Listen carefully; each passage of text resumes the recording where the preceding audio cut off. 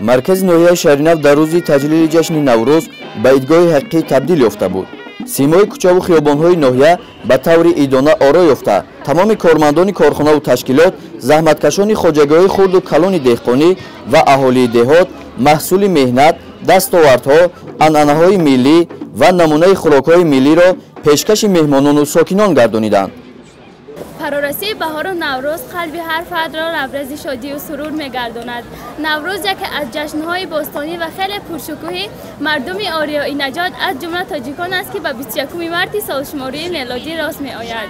عید نوروز آمد و عالم منور می‌شود، زینت روی زمین از سبزه تر می‌شود.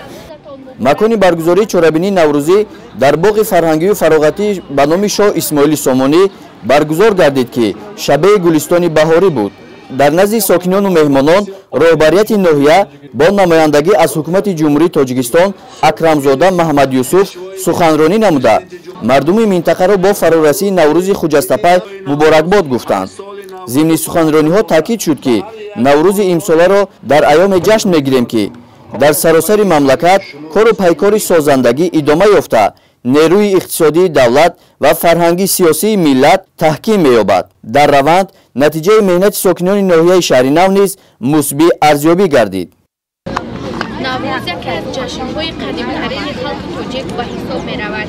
در این روز همه آدمان سر دسترخوان خود را با رمزهای مهم نوروزی یعنی هفت‌سین و هفت‌چین نام می‌دهند. نوروز شد و عصر نو و سال نو آمد.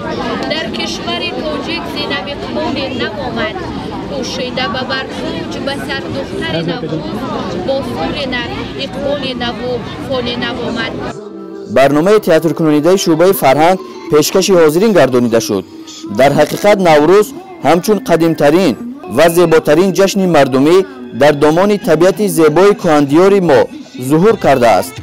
نوروز با آب و خاک، مرز و بوم و روح زندگی ساز و تمدن آفر اجدادی ما پیوند ناگسستنی داشته.